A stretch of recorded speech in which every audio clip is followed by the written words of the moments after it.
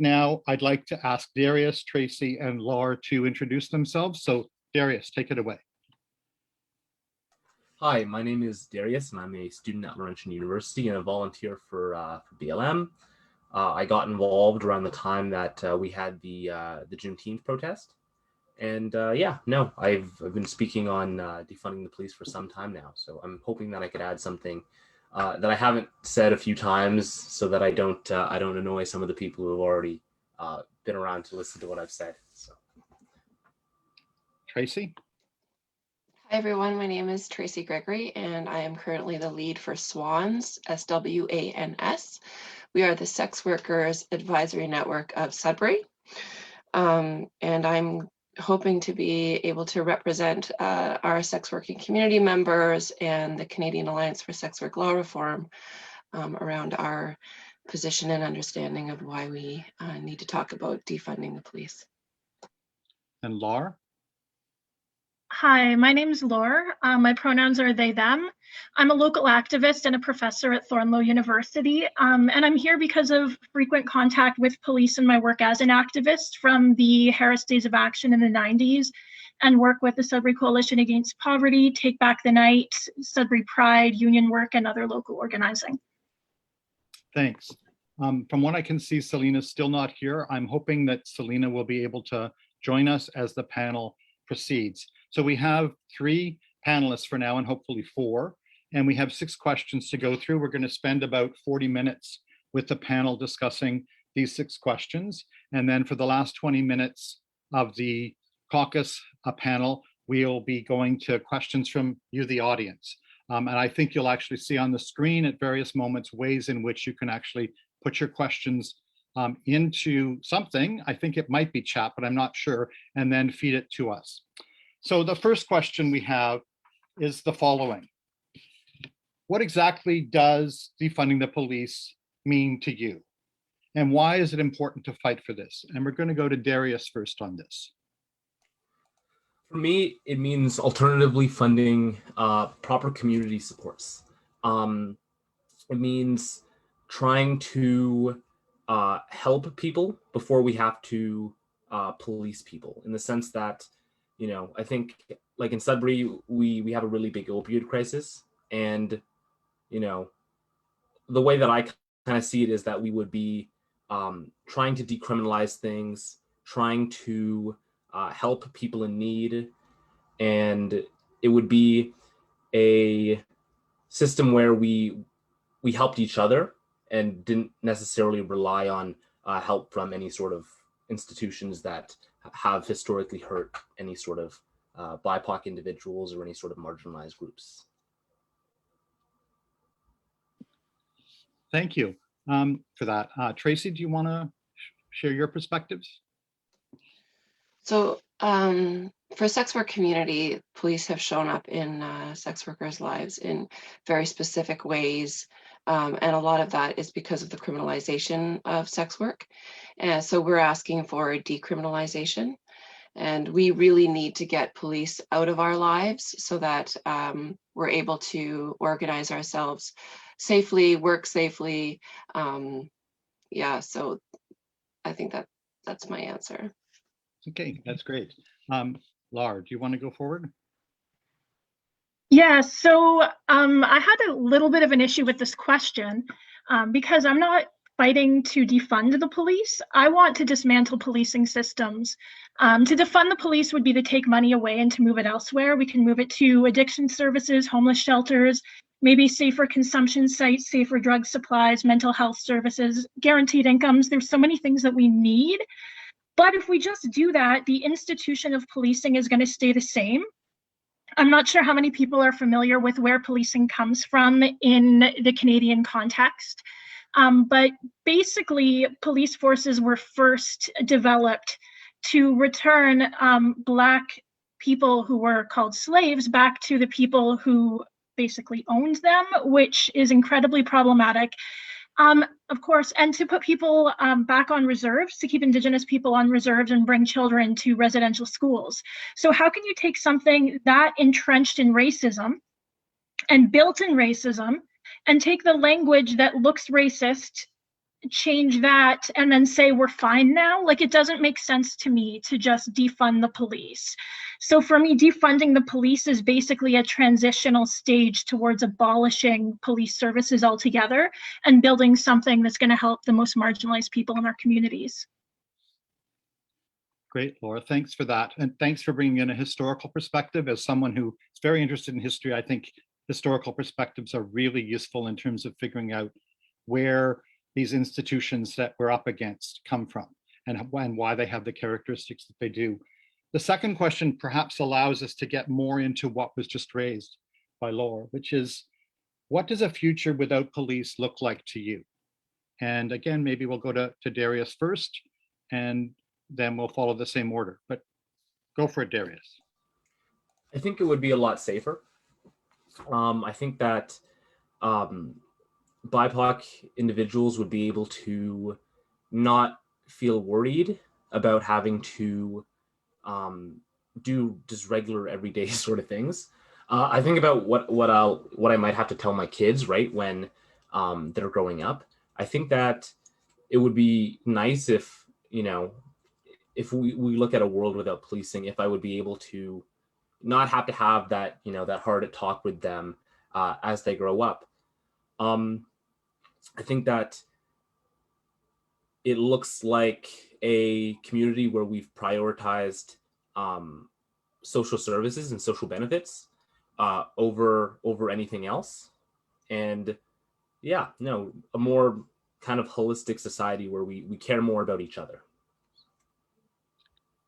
Thanks for that. I think it's really important to note how crucial it is, if we're talking about a future and a society without the police, how much resources it actually means are available for the types of things that were just being described. So Tracy, how would this impact on sex workers? So for us, decriminalization is key. And I think that the criminalization of sex work gives the police the reins to use their criminal and immigration tools against sex workers on the regular in their constant pursuit of sex workers. And if we were able to defund or dismantle, we would be able to safely organize ourselves as sex working community members. Women would be able to address and have accessible and meaningful recourse for crimes against their person. Right now, we don't have access to any type of formal recourse, and that creates spaces that are really unsafe for sex workers. Police have never shown up in the lives of sex working community in any type of a safe way. They've always been a threat to our ability to work safely and organize ourselves and have people in our lives accountable for the actions around us. So we are a criminalized community of people. And yeah, like I said, police has always been a threat. It's never been something. Sex workers don't call police regularly to report crimes against their person. We have to find other ways ourselves to be able to address these concerns. But sex workers have also always been able to very effectively organize ourselves despite of all of these barriers. So you know, we want police out of our lives. Thanks, Tracy. Laura, what would you add to this discussion? Well, I think it's important to consider what police actually do. And they're really bad at the things that we say that they do. So we say that police prevent crime. They don't. They investigate crimes that have taken place, but they largely don't prevent them. And if you think about like the Toronto queer community telling police that brown queer men were being targeted, were disappearing, and police doing nothing. In Vancouver, women, sex workers, women with addictions were disappearing, like hundreds of them, and the police weren't believing it. Even in Nova Scotia last year, the gunman who killed 20 people, he was known to police, and the police did nothing. So police don't really keep us safe. They don't prevent crime. The people with the most contact with police are the people that will tell you that police don't make them feel safe. So, I mean, the researcher in me, which I mean is my day job is in research, I wanted to look at what causes people to hurt other people and who is best suited to prevent these harms from happening. So is it caused by poverty, addictions, hopelessness, mental health issues? How can we then deal with those? And then we can still have people to investigate some of the harms that have occurred. They don't have to be police. And why don't we, instead of centering the person who causes the harm in all of this, if, for instance, if there's an assault or a sexual assault that takes place, if it is even investigated, sorry, my dog has opinions on police too.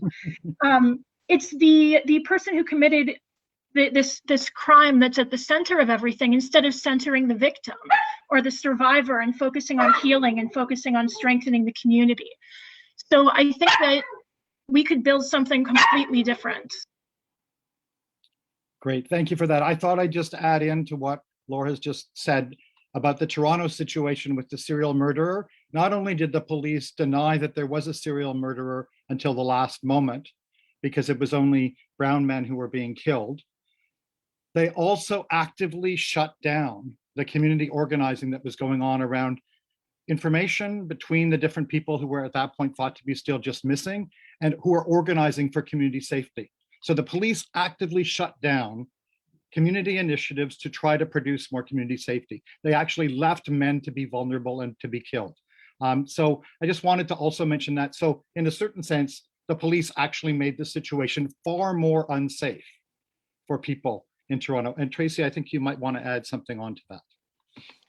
Yeah, sorry, I just wanted to also talk about how much of the police resources go towards the immigration and migration laws around women in sex work community and detainment and deportation of women, and how much of the resources have gone towards the human trafficking initiatives and other ways that police have really found their way to increase the surveillance and the interrogation and the danger in sex workers' lives.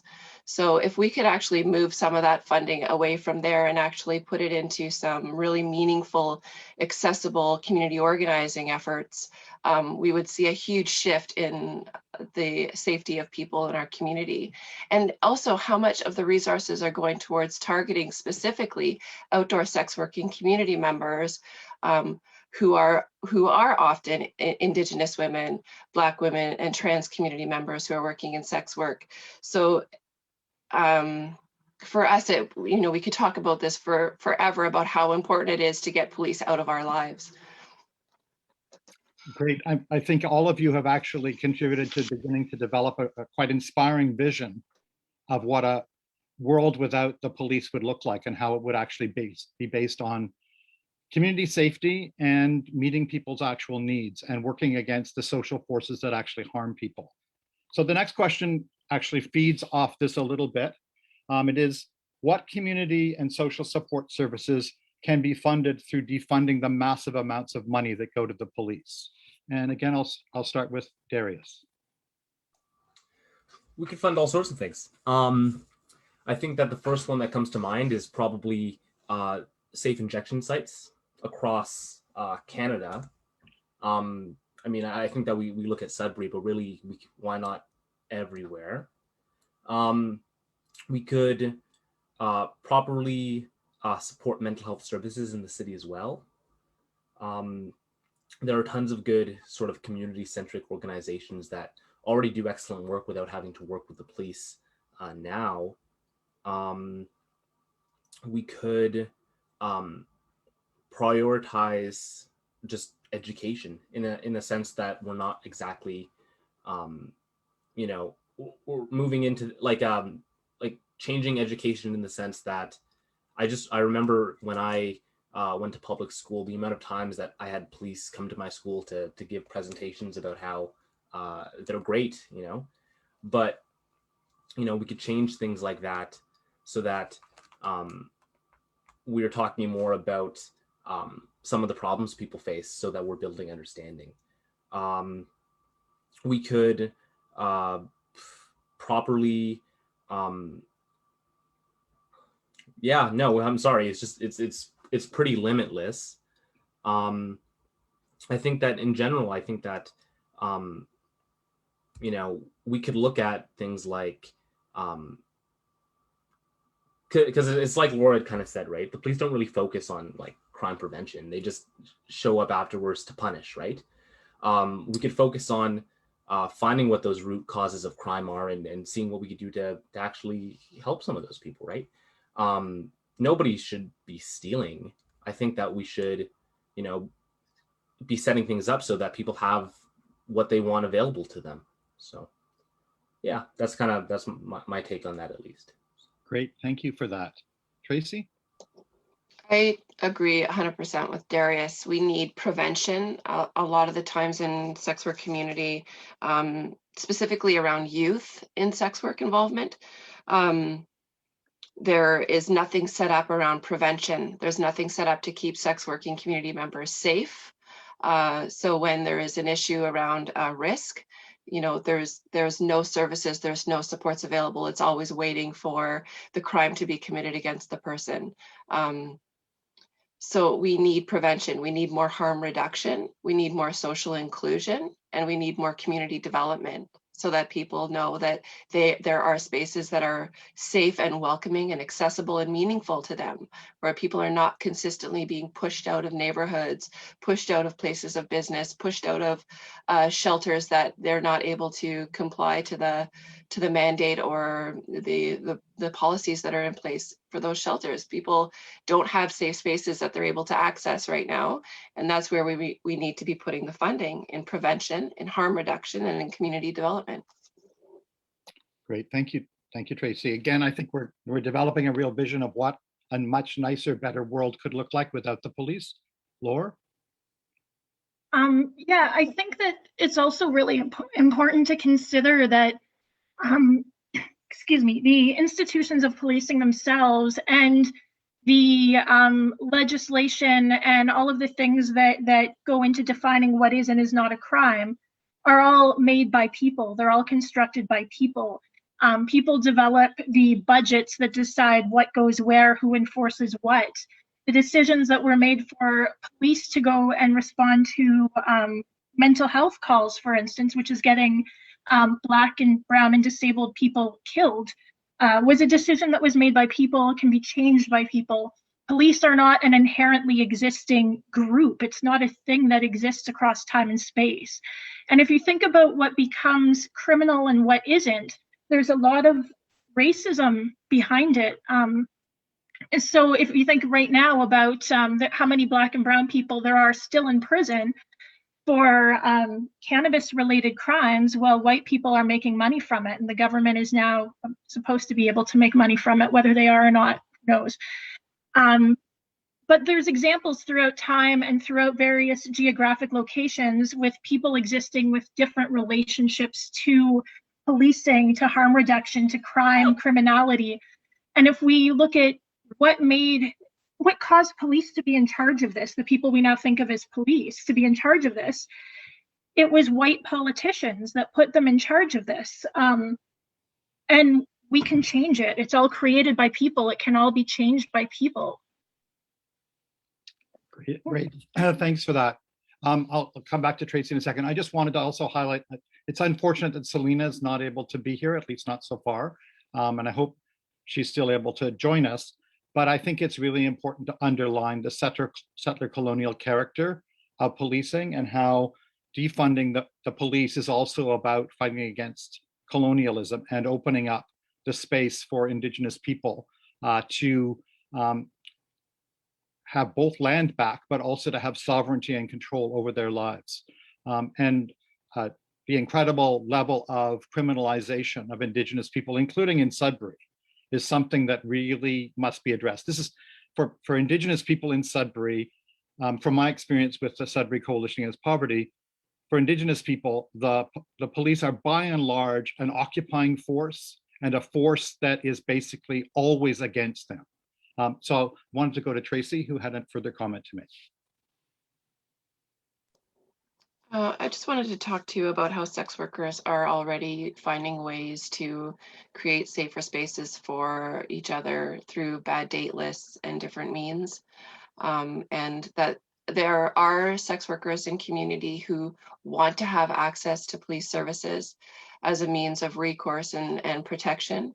But unfortunately, the way that police have shown up in sex workers' lives has never been safe, to the point where a sex worker will call police around a crime that's been committed against her person, and she is told that she can't charge somebody for a crime when because there was a crime already happening. Basically, her sex work exchange was already a crime. Therefore, if the police were to show up, she would also be arrested. So this is the kind of thing where police services have never shown up in safe ways in sex workers' lives. Thanks for that. We're moving into sort of a popular culture related question, which is, and numerous abolitionist activists and anti-police and anti-prison activists have pointed out that the attempts to actually address the problems of the police have actually been set back many decades sometimes by the way in which Hollywood and popular culture romanticize and glamorize the police. So think about shows like Law and Order, but there's just an incredible number of shows that constantly romanticize and glamorize the police and provide a lot of legitimacy and support for sort of people thinking the police are good and will do good things for them. So I was just wondering if people wanted to address that question of what can we do about these mythologies that are produced in popular culture about how wonderful and good the police in general supposed to be are. So Darius, I wonder if you wanted to take a stab at that question. Yeah, I was gonna say Brooklyn Nine-Nine is super fake.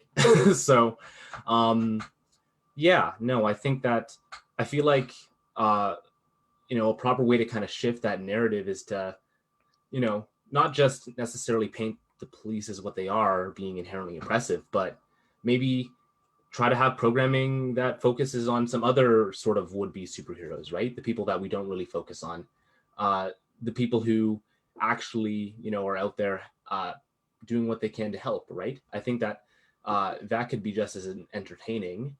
When we look at, different shows involving policing that are, if they're comedies, they're painted as being, friendly people that are very nice and that, they don't want to hurt anybody.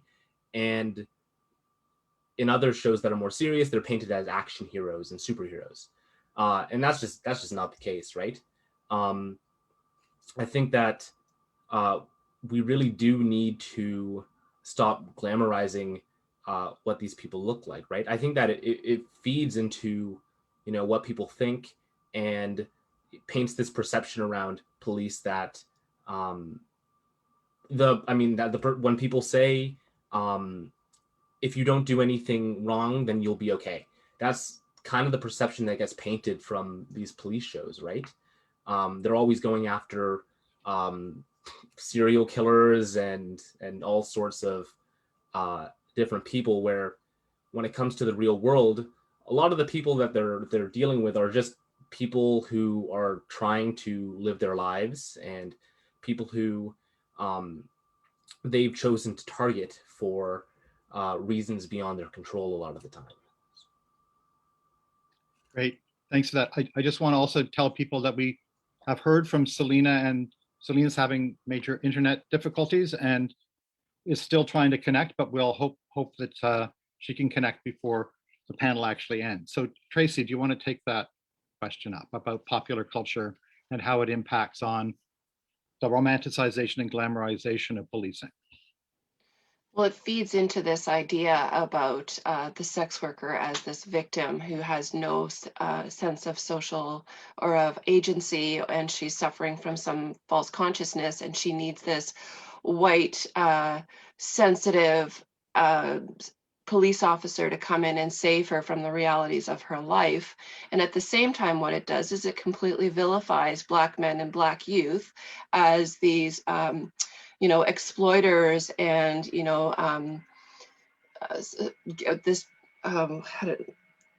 basically that, like, as pimps and human traffickers, and this idea that they're exploiting women for their own commercial gain. Like, this is huge in sex work community right now, and this is it's really important that we understand that the police officer has been the one that has showed up in really violent ways in our community, and this is a huge reason why we need to stop you know, we need to stop portraying the police officer as this superhero in sex workers' lives. Great, great. Thanks for that. Laur? So there's research showing that the more diverse queer representation that we have on TV, the higher the levels for support for gay marriage in the States. And that as racialized groups are better represented on television, white people tend to report more positive feelings towards these groups. So I don't see why that wouldn't also be true of police, that the more that they're represented on television in positive ways, the more people think of them as helpful, good guys, superheroes. The difference being that they're really not. So I used to watch Law and Order Svu quite a bit, like a long time ago.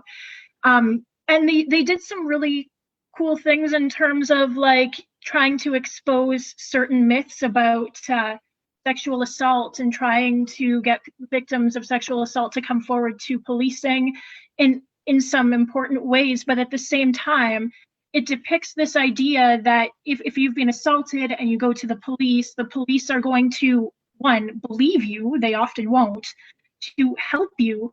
I mean, in Sudbury, the rates of unfounded sexual assaults are something like almost half of sexual assaults are not even investigated by police. They're deemed unfounded.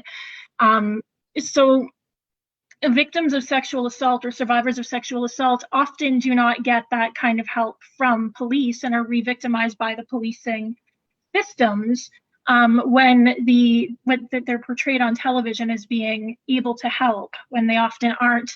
And even when TV does try and show the racial profiling, so Brooklyn Nine-Nine was mentioned. In one episode, large black man Terry was looking for his kid's blanket or stuffy or something.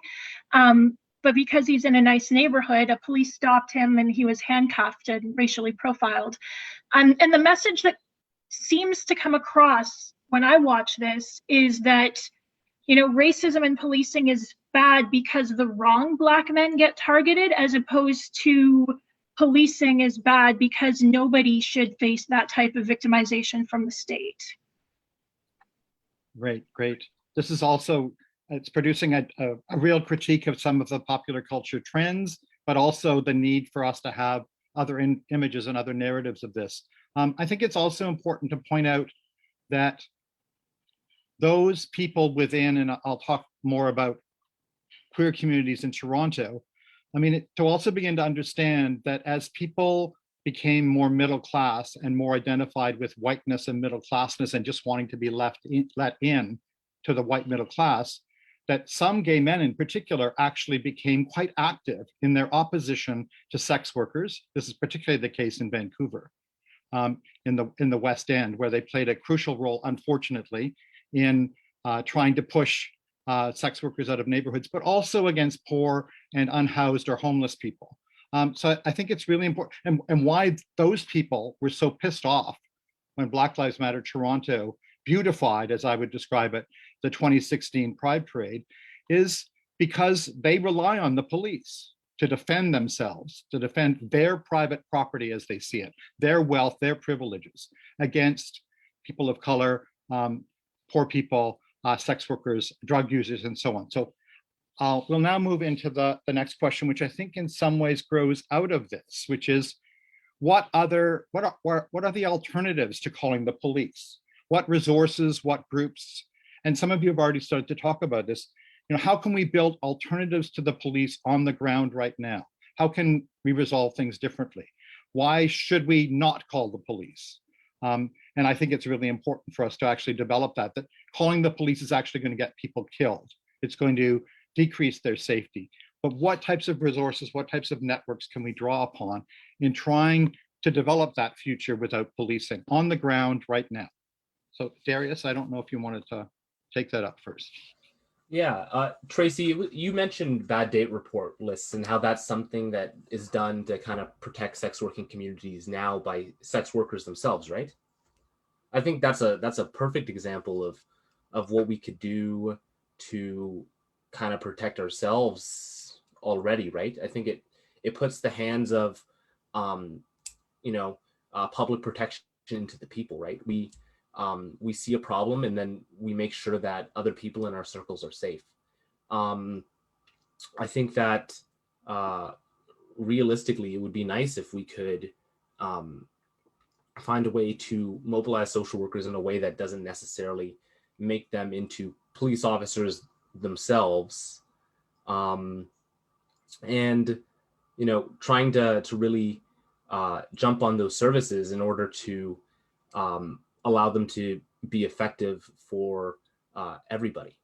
So, I'm sorry, I totally forgot the question as I was kind of rambling here. Basically, the question is, you know, instead of calling the police, what can we do? Okay, yeah, I was on the right track. Help community safely. Mm.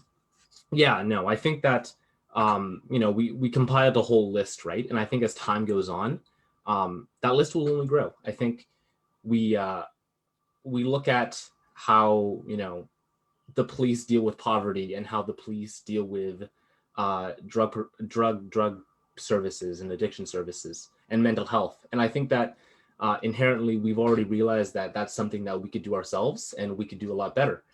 And I think that as time moves on, that is slowly, you know, what we're doing. So it's exciting to see. Honestly, I think that it's a pretty exciting time that this is as big a movement as it is right now, and that hopefully we get to see more organizations spring up that will seek to actually prevent crime for real. So thank you. Great, thank you. Tracy? I think for sex working community, that's been a big challenge for us around how can we actually show up for each other in effective ways, because we don't have access to police services. We don't have meaningful access to social work services. You know, we have really, well, as Swans, as our little organization here in Sudbury, we do community outreach. We do a lot of peer support and sex worker for sex worker organizing to support each other, to help navigate healthcare services and different things, because we don't have the same access to services as, you know, folks who are not targeted or identified as sex working community member, or, you know, potentially drug using community members. So, you know, we do a lot of informal communicating around, you know, people that are showing up in predatory ways in sex work community. People can identify vehicles. They you know, there's a lot of communication happening with women in our community around threats.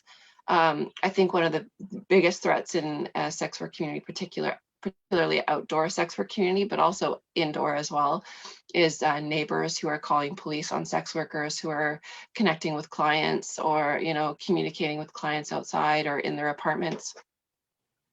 And when police come into these spaces, they are threatening to the sex worker in the space. They are not showing up to support her or protect her or, you know, increase her access to safety. They are a concern. They are a threat. It's a threat to her housing. It's a threat to her access to and connection to her children and keeping her children in her care. It's a threat to her access to income. So, you know, this happens a lot. So we have identified that community members are actually an incredible threat to sex working community. Thanks for that. Laur? So I think that this is where we need some of the community organizations here, and I see a lot of on this call. Folks need to really step up and think about their own position in relation to policing, because what resources can be used instead of calling the police. In my experience, even with the list, an amazing list that Black Lives Matter put out, when I called the places on there about a loved one experiencing a mental health crisis, I was just told by all of them, you need to call the police. We can't help you. This person is yelling. This, you know, 90-pound person is yelling and is therefore threatening, and therefore you need to call the police. And then the other thing I've experienced within the social services system is how often it operates as police. How often are social workers operating in policing ways? How often is psychiatry used to police people? Nurses at the ER are policing us in very, very specific ways, particularly people, in my experience, with mental health issues. And between the community policing that's happening, where police are encroaching on our activist and community organization kind of activities, and these people who are supposed to be helping us taking this policing role towards, I mean, like I can't even imagine the amount of policing that's going on to low-income Indigenous single mothers, for instance, through these supports. So they're supposed to be helping them. So who can we call right now? I mean, like Ghostbusters? I don't fucking know. Like, but I'm hoping that people really start seeing this, hearing this, and stepping up and trying to figure out how can we put systems in place that will help vulnerable people instead of criminalize them. Yeah, I think all the points you've made have been really excellent. I just wanted to add in that there's whole other ways of addressing problems that we don't usually think about. Notions of transformative justice in particular. We're so focused on trying to punish people rather than actually caring for them and meeting their needs. So I just wanted to add that in. Tracy, go ahead. I just wanted to say too, like sex workers show up for each other all the time. If we're experiencing a mental health crisis, we're going to go over and we're going to connect with that person and help them without bringing in a gun in terms of de-escalation. So there's lots of ways that we can support each other. And like you're saying, Gary, building community is so important. Actually having a conversation with someone, you know, finding ways that we can support each other as community members. This is all, like, we don't have to close our doors and hide from each other, right? When we feel like, you know, somebody's living in a different way than we may be. But if there's a way that we can actually humanize each other's experiences and show up for each other and actually ask the question, like, is there anything that I can do? You know, and we can all manage our own boundaries in effective ways, but still be contributing, connecting community members where we can show up in each of our own best way to support each other.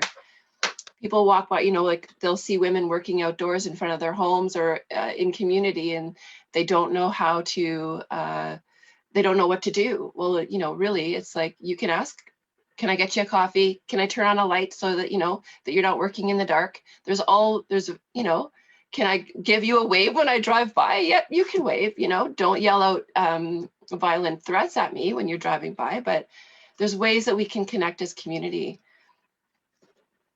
Great, thanks. Thanks so much for this.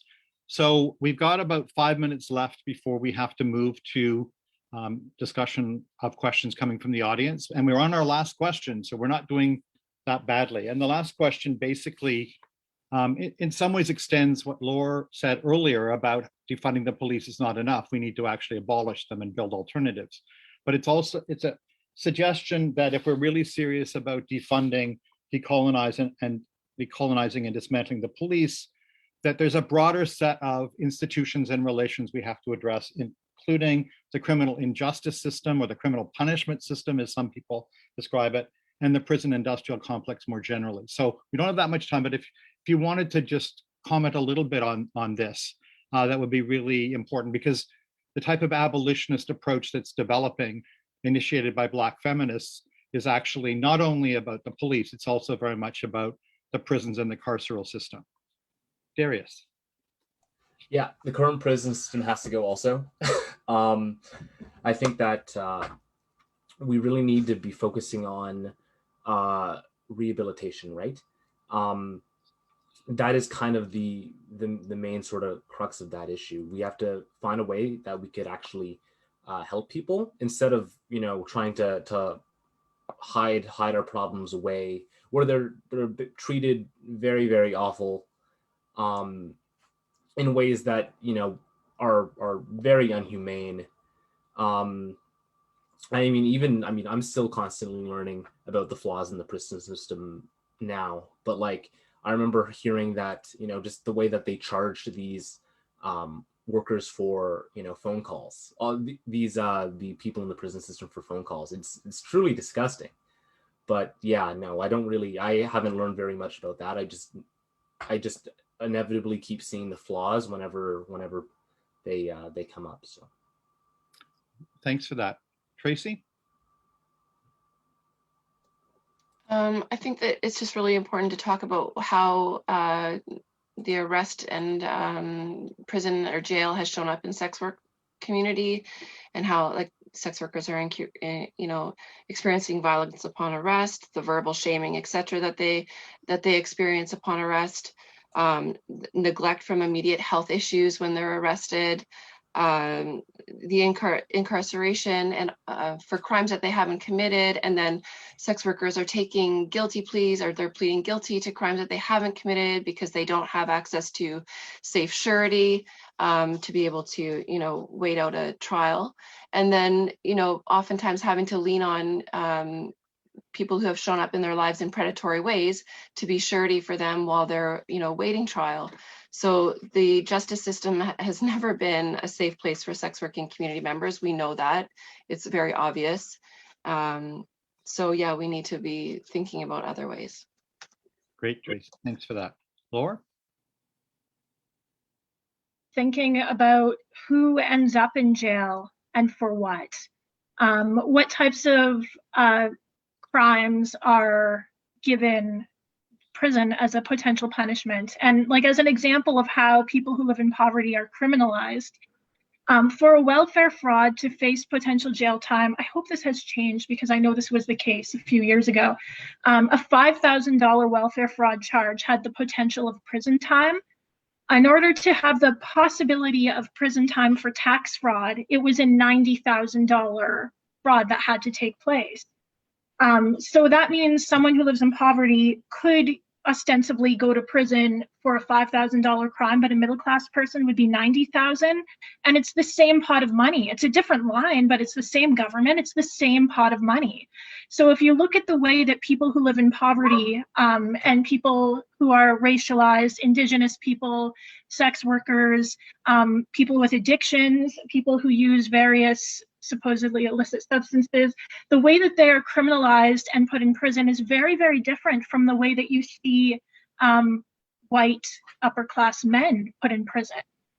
So if prisons are required for people to be, good or not break laws, why aren't we putting white dudes in jail? Like that, I think that's proof that they're not required. If police are required, why aren't we also policing middle class white communities? We're not.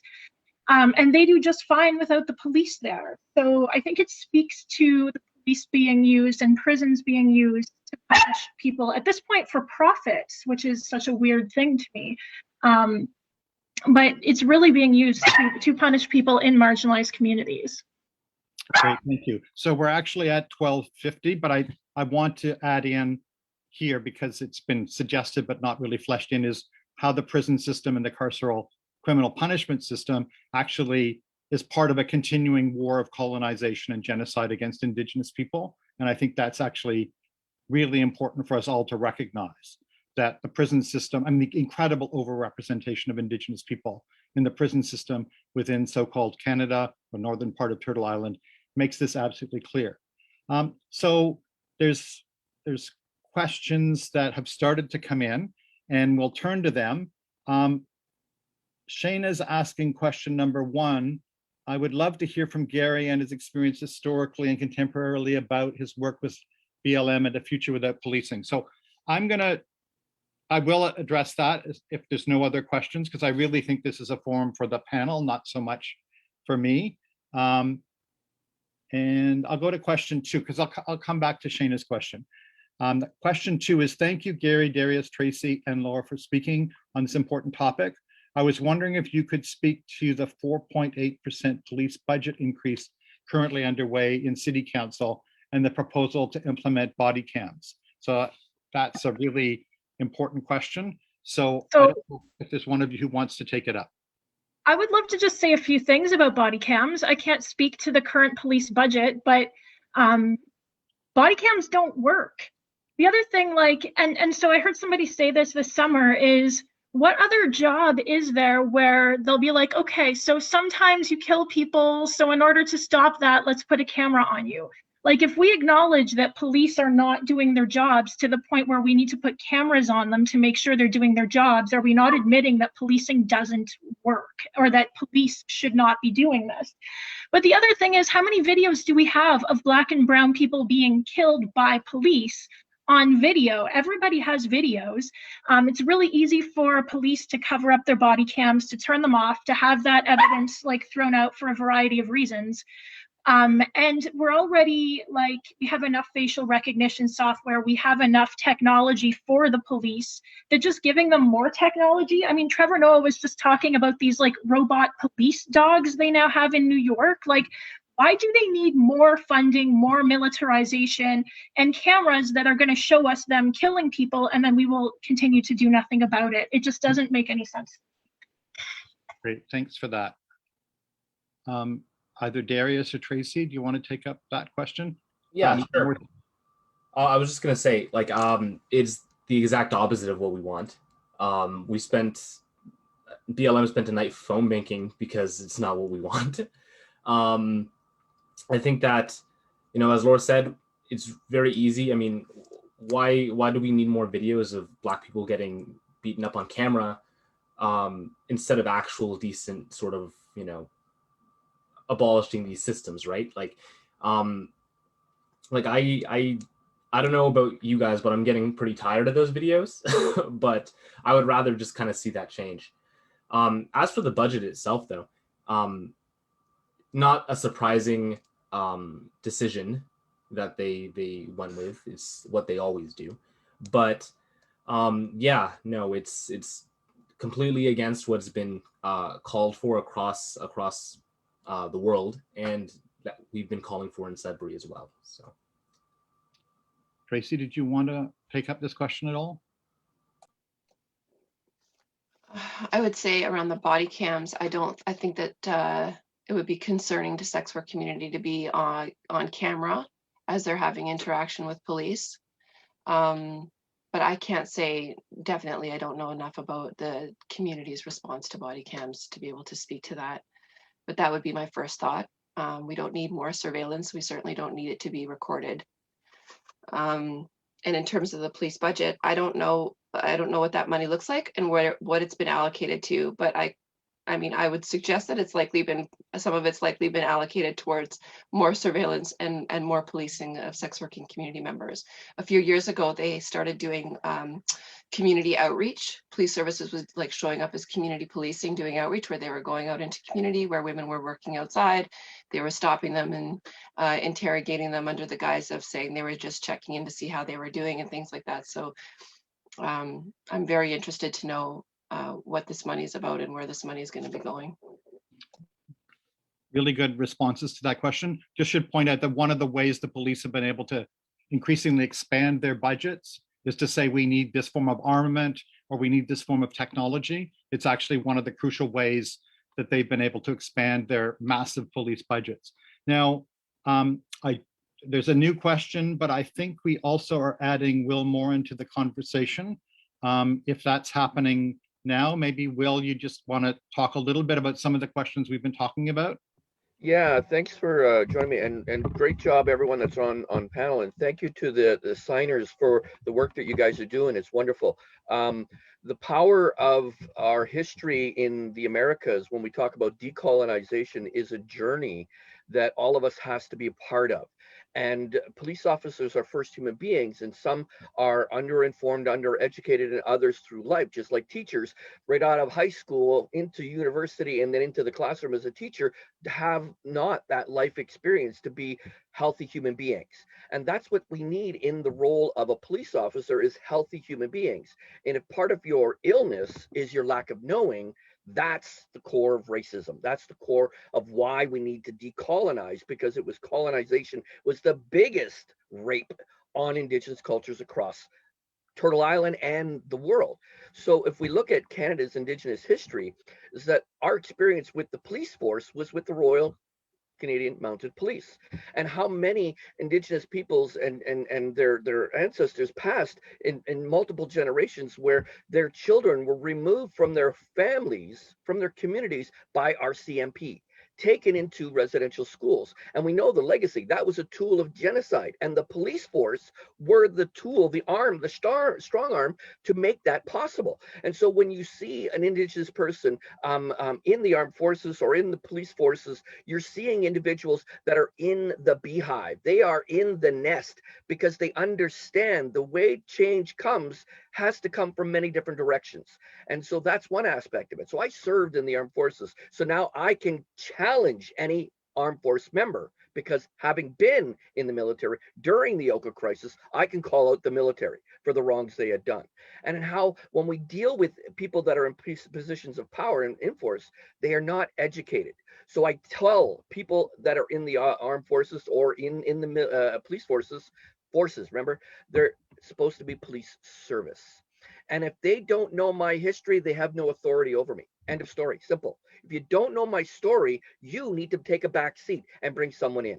And we need to be empowering those who don't have that capacity, that voice, to bring them. And all of the things that was spoken that many of you had shared was powerful because it echoes. It's not just Indigenous peoples that are going through this reality. All these different segments of society are saying the same thing, but it's not being heard. And why is it not being heard? Because the police are the catch-all garbage removal for those in power, for those in privilege. And that fact alone is a reality that they're untrained garbage removers. Where we need to do is flip the garbage train backwards, because we see wealth and success economically as a positive, when in fact that's the crime. When we have billionaires out there sitting on their money, when we see poverty, that's a crime to humanity. And when we have so many people in the world thinking Canada is so great, yet we have people that are Indigenous and in marginalized groups living in poverty in one of the first world countries where Indigenous peoples live in third world conditions, that's a crime. And when you see police officers sustaining that crime, maintaining that crime, and through ignorance, when you don't know, you have no authority. And that's my challenge to police officers. They're human beings. They go through it. They're hard. It's difficult. However, if you're undereducated, you need to step back and get some education. But I'll tell you, how many people know a police officer that is going to admit that they made a mistake? How many politicians are going to admit that they made a mistake? And that's where the flaw is, our lack of humility within our society, our value system, and our reality. So those are the challenges. We call them out, we hold them accountable, we put them in place. If you're undereducated, back up, show me some humility, get the people in that know that skill. And some of those ideas, and one of the questions that was posed about what could be done as a volunteer force. Yeah, absolutely. Bring your community in. And Tracy, you said it so well. When you have people within a segment of society, they work as a family, they work as a community, they support one another. And I'll tell you, there are other ways of solving these societal issues, but poverty is one of the biggest causes of many of these issues. So right there is where you find solutions. So how do you eliminate poverty? Stop feeding the police. Excellent approach. And that's a really good addition to the conversation. Thanks, Will. I'm going to come back to Shayna's question really briefly, and then we've got one other question that I have in the chat. I'm not sure if there's other questions that people want to ask. If there are, please put them in immediately, because we don't have much time left. Just coming back to Shayna's question around my involvement as an ally or a co-conspirator with Black Lives Matter Toronto it's been quite an incredible experience to be involved as an ally in helping to defend them in 2016 when they beautified the Toronto Pride Parade, trying to deal with the torrent of white gay men's racism that they faced after that, and then being able to turn the situation around so that by the time of the annual general meeting of Pride Toronto, more than 85% of the members of Pride Toronto supported all of the demands of Black Lives Matter Toronto, including the demand to keep the police as an institutionalized, repressive, and racist force out of pride parades and festivals. And we've continued to wage that struggle, and we've been able to continue to keep the police out of Pride Toronto, despite various efforts by the federal government, by an executive director, and by people on the board to get the police back in. And the last thing I want to mention is just the incredible transformative experience for people in the No Pride in Policing Coalition, which supports Black Lives Matter Toronto, of the global uprising against anti-Black and anti-Indigenous racism and police violence and brutality and murder that broke out starting last May, that in some major ways still continues, that we're part of here at this discussion today. The incredible ways in which we were all able to move together to an approach around not only defunding the police, but abolishing the police. And now with the new historic statement that's been developed by Black activists and by Indigenous activists, the historic statement on the need to develop safe communities through defunding and abolishing the police and the prisons, to move to a higher level of understanding of what actually needs to be done if we want to create community safety. So I'm just going to leave that there, but it raises really important questions about white people as allies or co-conspirators with Black or Indigenous struggles, and the need to take direction from Black and Indigenous people and Black and Indigenous organizations. Now, oh God, there's all sorts of other questions that we're not going to be able to get to. There was a question that I need to go up for. So this is question number 3 from Ruben. Just as the police were regularly appeared in Darius's school to do a community service, they were engaged in racial and colonial formation. Because police are the occupying army, their interpretation of crime is crime. It becomes the prevailing definition of crime.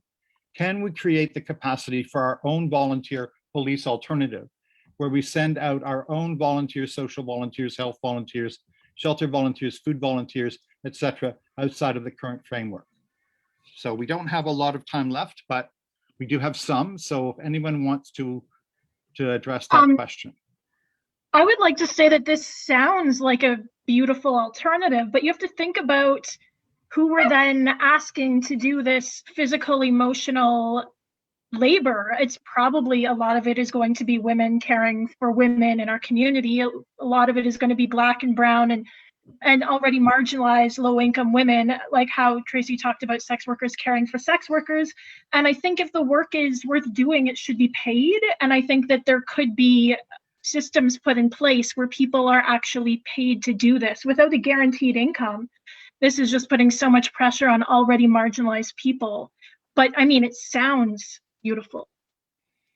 Yeah, I agree. I think and I think you said it well, in how we are already in our own realities hurting, and you can't get hurt people to help hurt people if there isn't some kind of support system in place.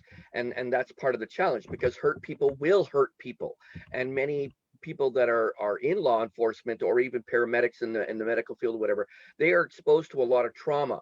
And as such, that there is that from which they draw from how to react to traumatic situations in how they themselves have been through a trauma in past. And so these are the kinds of things that are at play. We have a lot of healing needs to be done right across the board. The symbol that's behind me is called a medicine wheel. And if you look at each quadrant, is the same size. And the reason why it's the same size, each quadrant is there, is because it's a symbol of all cultures need to come together equally.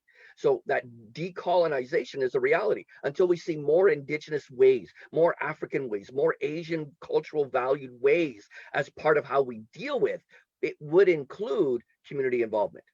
But until then, we're going to see a very narrow focused militant approach of a police force, not a police service.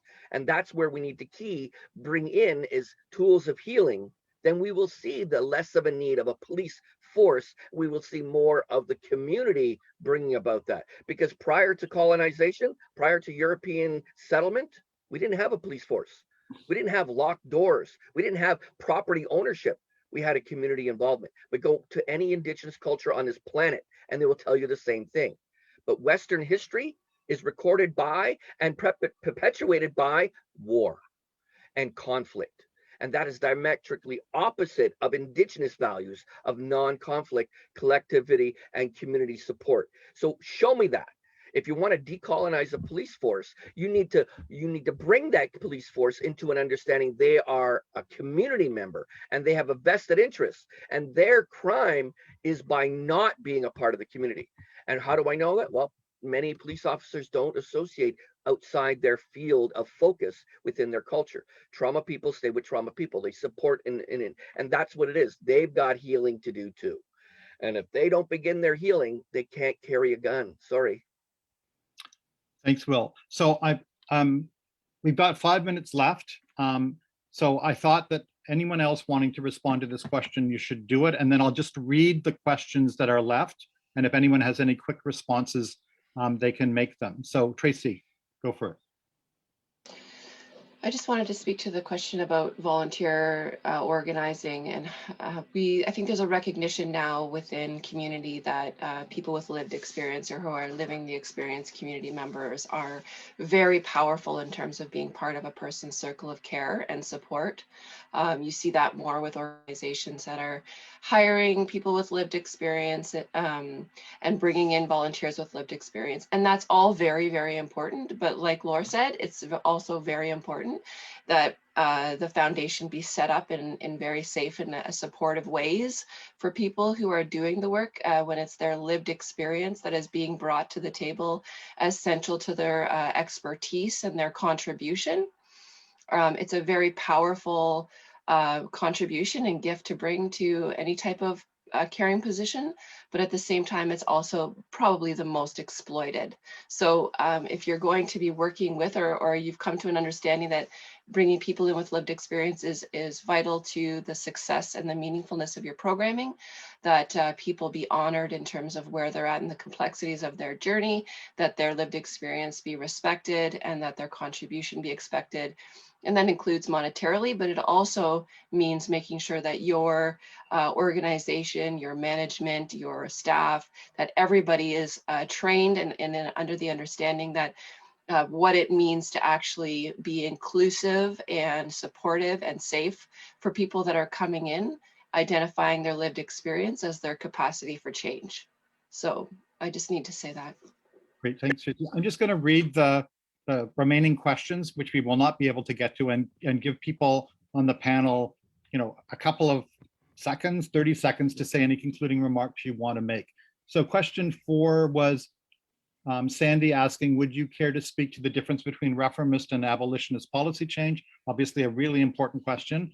The next question was, how do we build a coalition in Sudbury to continue to move this demand forward? BLM takes a lot of heat nastiness about this, and it's sometimes feels so lonely. And Monique asked, can you speak to alternative forms of keeping people safe that are anti-racist and anti-oppressive? I'm thinking in particular Bear Clan patrols. I think that's probably a reference to Winnipeg and maybe Thunder Bay. I think that's all of the questions that at least I can find in the chat. Obviously, we can't address them. Hopefully, these questions can get addressed in other contexts throughout the rest of the caucus that's going on today and tomorrow. And I just wanted to give people a chance to maybe say a few words in conclusion. We're getting really close to the end. Darius, is there anything you wanted to say to sort of conclude? It has to be brief. Yeah, I'm just looking at all of them. Number 5, the one about a coalition around defunding the police. Yeah, I feel like sometimes it feels really hard to see who's an ally in this and what organizations are for it. In the past, we've had organizations who have sort of completely found out that defunding the police was on the table and that we've been talking about it, and they've wanted to not be involved anymore. So I think that a good way to maybe build a coalition around this would be to show that you're on board with this, and then it would be easier to identify what organizations could be a part of a coalition like this, right? I think that hopefully, we could try and move past any sort of fear we have to speak out about this issue, right? So. Great, thanks. Tracy? I just want to agree with Darius. We need collaboration around this. I know, for sex work community, we cannot move the work of sex work, the sex work movement forward without the support of Black Lives Matter and community organizing. So I think that collaboration is key to that. Thanks, Tracy. Laur, any concluding remarks? More of the same.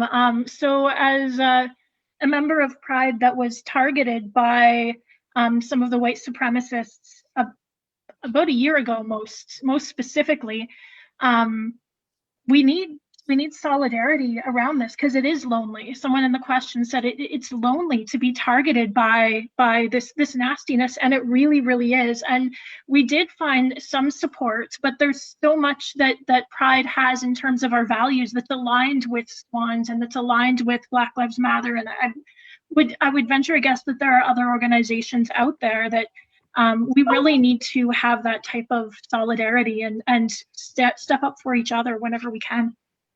Thanks, Laura. Will, any short concluding remarks? We gotta work together, and that togetherness, in order to be, we've got to help. And I thank those that were signing, the two women that were helping, how important it is. We first have to be quiet. We can't listen if we're too noisy. And if the only voice we hear is the one culture, we got to be listening to the others that are not being heard and listened to. So we need to listen. And then once we listen, we can hear. And once we hear it, then we can begin working together. So when we work together, we're going to get a bigger, broader collective community. But the key is bringing it back. I'm sorry, if you're not listening, you're not qualified. Great. So I want to thank Darius, Tracy, Laur, and Will for their participation on the panel. I want to thank the two signers who've done an incredible job, Courtney and Carmel. And I also want to thank the organizers for organizing this important and crucial discussion. I think we're now going to move towards the video conclusion for this session, and then there'll be a break, and then the next session will start. Great job, Thank everybody. you so much. Thank you so much.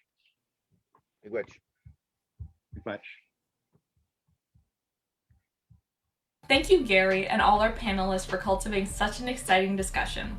I sincerely hope that everyone enjoyed themselves. As a reminder, keep an eye open for our follow-up survey and an opportunity to be entered for a chance to win a prize pack of items showcasing the beautiful art of our caucus artist, Sonia écouter Katimi.